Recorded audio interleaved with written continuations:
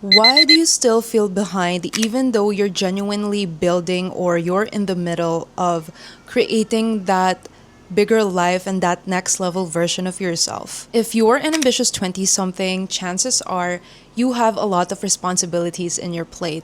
Chances are you are all for exploring and trying out different activities, hobbies, careers. You're chasing that next big achievement.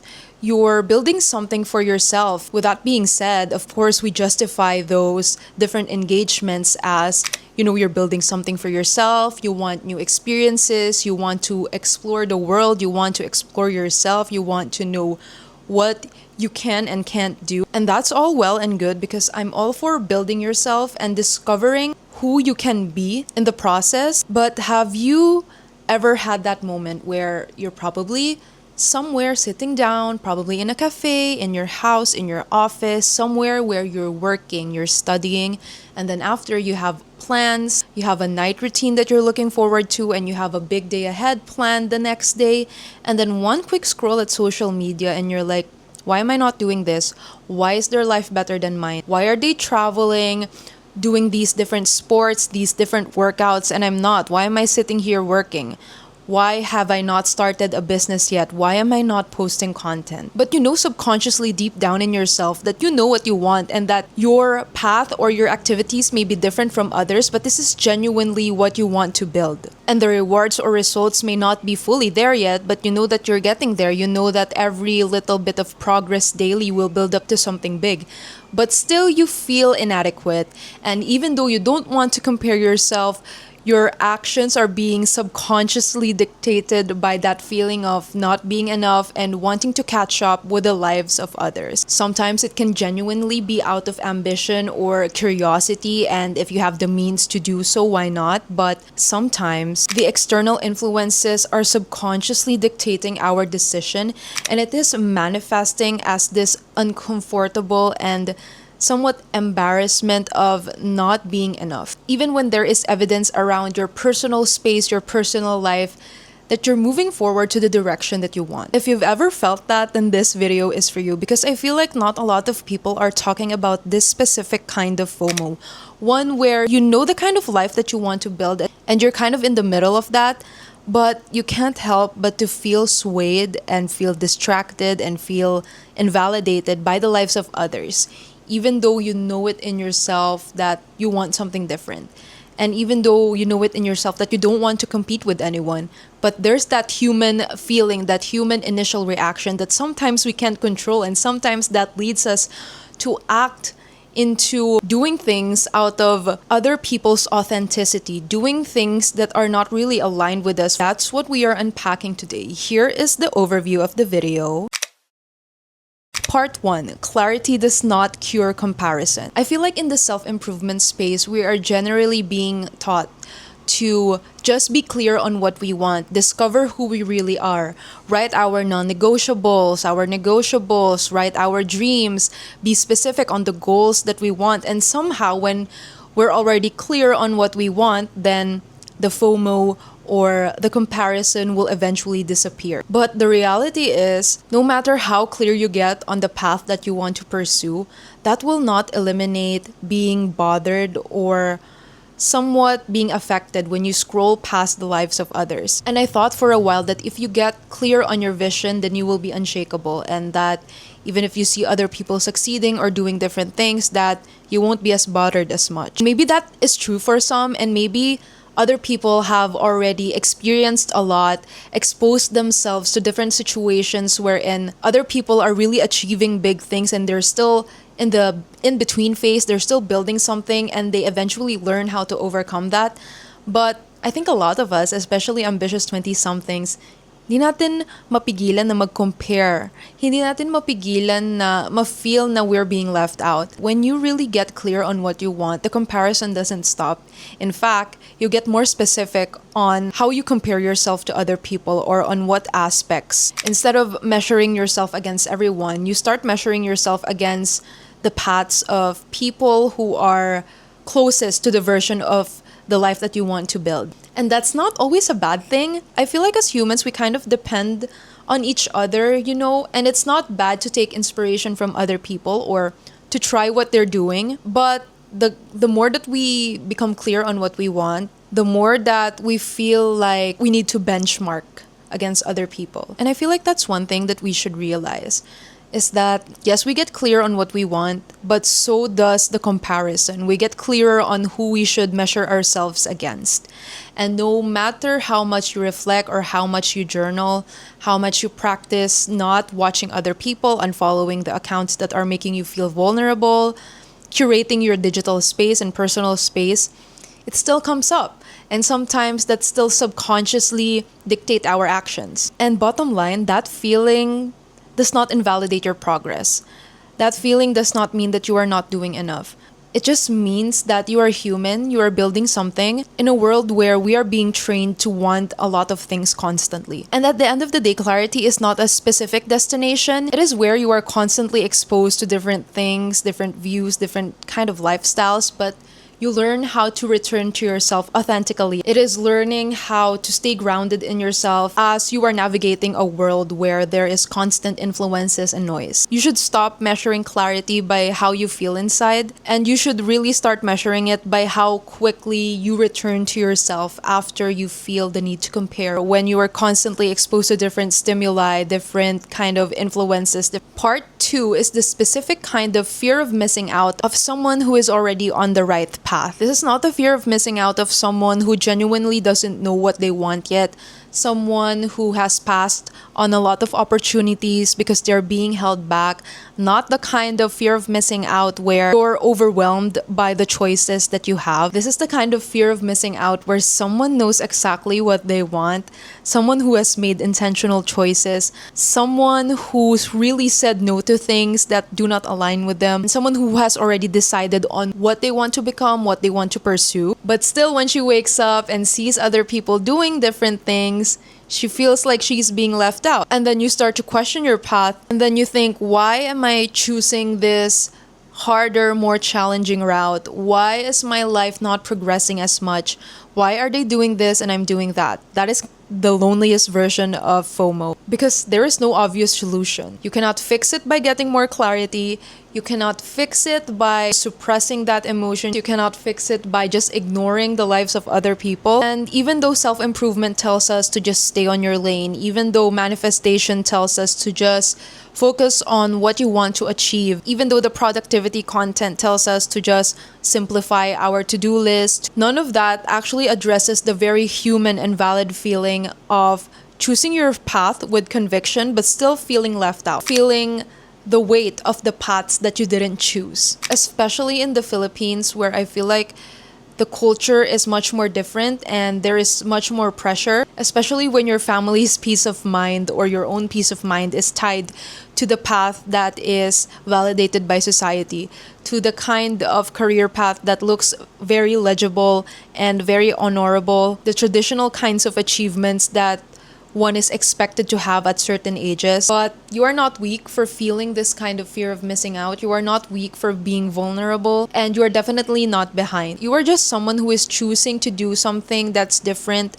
something that's real for themselves in a world where visibility is rewarded over authenticity. It is not a sign that you are failing or that you should change. That is just the price that you pay for pursuing your own authentic direction. Part 3 is, what is this envy or fear of missing out actually trying to tell us? I want to talk about something very vulnerable, and this is something that I used to do before when I see some people succeeding, especially people around my age, my peers in school, or other people my age who's starting these different businesses, who's becoming these different influencers, actors, someone really famous emerging. My first instinct was not always inspiration. So my first instinct before was always finding faults, listing down the reasons why they got this kind of success, listing down the reasons of why they had those advantages and why I'm still at where I am. She only blew up because of her looks. She has these connections.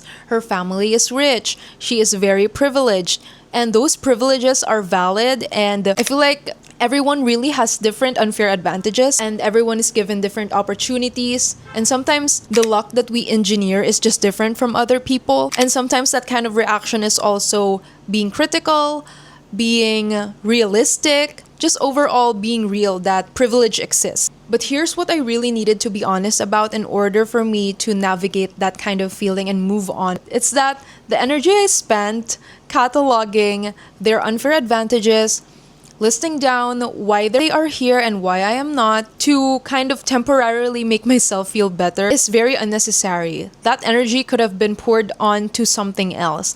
That energy could have just been used to help me shift my mindset and to help me see inspiration in other people. Yes, you may get that temporary relief of, after you tone down their achievements, but then the insecurity still comes back. And here's the thing that we really need to understand about that. We do not waste our energy on nitpicking the success of the people who have nothing to do with us. We nitpick the people who are doing something that we secretly want to do as well. We focus on the ones that we secretly want to do, secretly want to achieve, secretly want to feel and reach in our life. So instead of questioning why their success bothers me, instead of unpacking it in a way of why am I doing this, we should focus more on trying to ask ourselves about why is this kind of success making me feel something. Try to be more specific about what about their success is trying to tell you.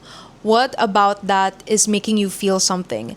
Because the answer to that question is almost always a direct map to something that you want, but you have not granted yourself permission to fully pursue. I feel like envy or jealousy is not always a flaw, it is data. And the problem is not about feeling it, the problem is how you are unpacking it instead of how you should use it in order to further yourself. Even though sometimes we might have that human initial reactions, at the end of the day, the only way to really deal with it is to see inspiration in it, see evidence that what you want is possible. We feel this way because we have that hidden potential that we are not allowing ourselves to maximize.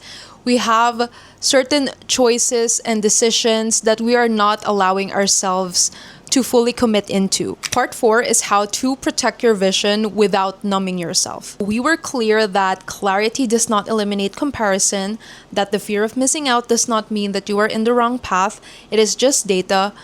And so what do we do with all this? Here's what genuinely worked for me, and I have divided it into 2 parts. First one are the practical and probably the more obvious steps that we can take, and the next one is how you can deal with it more in a more internal level. Number 1 is to curate your inputs like your vision depends on it, because it does.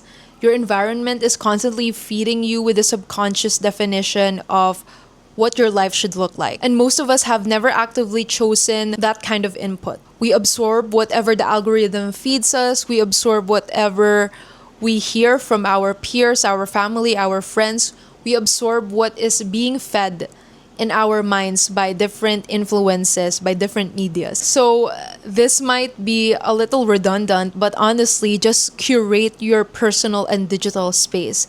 Unfollow the people who are making you feel negatively. Just be more intentional with what you consume. And with the advice that you take, the people you surround yourself with, ask yourself if their vision aligns to the kind of life that you want. Next is create a non-negotiable space for silence. I feel like this is the most underrated clarity tool because it is in the quiet, mundane moments where creativity and inspiration really sparks.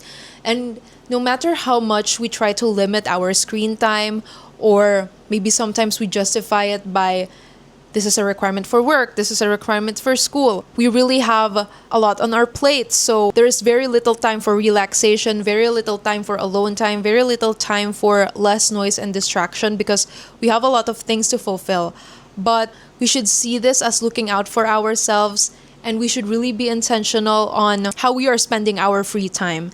And having that space for silence and alone time does not always mean that it should really just be you sitting, laying down, meditating, not being with other people, not being outside or being outside. It is not about doing a workout and reflecting. It can be in any form as long as you are focused and as long as you are not overly stimulated. Next is know your non-negotiable before the fear of missing out hits. We know what we want.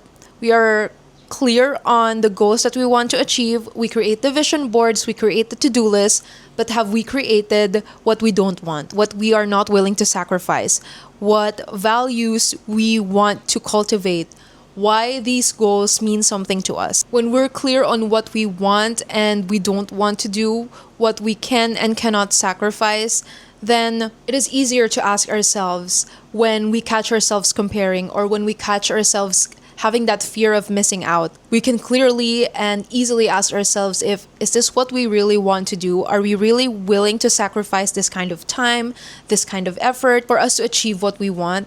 Is this lifestyle, is this purchase justifying the life that we are building? So for example, if you know that you are not willing to chase visibility at the cost of your mental health, your relationships, then that kind of clarity about success is sustainable for you. If you know that you're not willing to perform for a version of yourself that doesn't feel authentic, if you don't want to perform for the sake of looking a certain way, that definition of sustainability makes more sense. Lastly, measure your progress against your past self and not other people's present. Even if you are with people who are in the same demographics as you, even if you see other people succeeding or getting more ahead in life, even though you came from the same university or you came from a similar background, that is not always the full picture, because there are a lot of circumstances that we don't know about the lives of other people.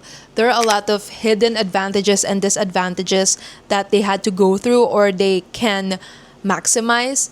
There are a lot of waiting period or different seasons in the lives of others. Even though they look very young, they are young, there are still a lot of things that we didn't see behind the scenes. So it is not fair for us to compare ourselves. Even though we're going in a similar direction, even though we're pursuing similar paths, there are a lot of variables that we forget to consider. So you should just really benchmark yourself against who you were last year, who you were last month, who you were yesterday. That is more fair, that is more clear, and that is more sustainable. You should look on how you have improved, what you haven't improved. You should just really focus on measuring yourself against yourself. Now let's move on to the inner work. We have done the practical things. Now let's move on to how we can unpack this and deal with it more internally.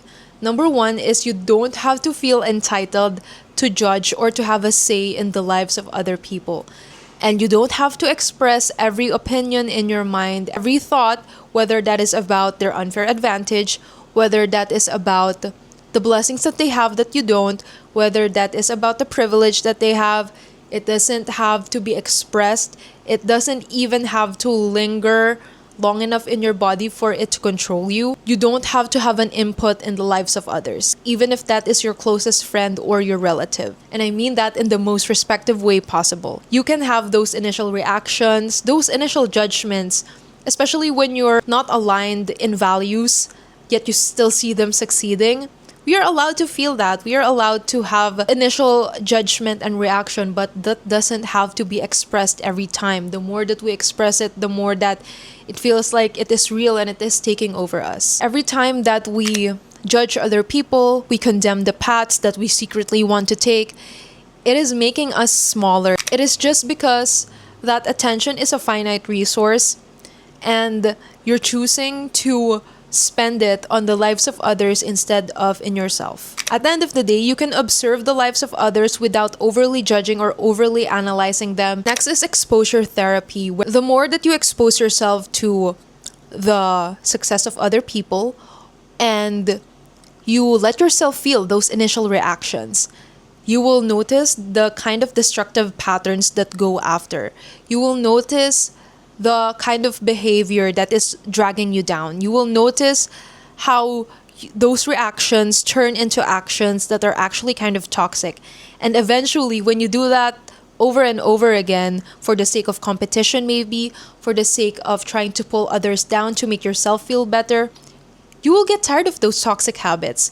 You will want to change. You will want something different to happen to your life. So I guess in a way, exposure therapy in that way will work if you become more self-aware over time. You learn to deal with the initial reactions and the actions that you take afterwards. And lastly is learning how to do compartmentalization. For me, compartmentalization is not about avoidance. It's not about not thinking about it anymore and just moving on. It is not about pretending that you don't feel triggered anymore. It is about learning how to deal with the different reactions and actions that you take. If this habit is being self destructive in a way, if this habit is just dragging me down because I'm constantly comparing myself, this goes in this box. And I have other things to do, and I'll just deal with that. When I have the time later on, I will think about that, I will rationalize that feeling, and I will be more self aware, and I will move on with my life by finding what kind of takeaway or what kind of lesson is this jealousy trying to teach me, or what I can take from it. Next time when I feel and have that initial reaction again, I will know how to deal with the action that I will take moving forward. It is not about avoidance, it is about knowing how to balance your energy and how to distribute it properly. You acknowledge that there are things that you can't control, there are reactions that are somewhat toxic, and you don't let those things get the best of you. You just put it somewhere, go back to it if you have time, or if it is the most efficient to do so. Deal with that and just move on. You don't carry that, you don't let that control you. So bottom line, these practical and internal habits is not about eliminating that comparison, that feeling of jealousy, that feeling of FOMO. Our goal here is to not become someone who doesn't compare anymore.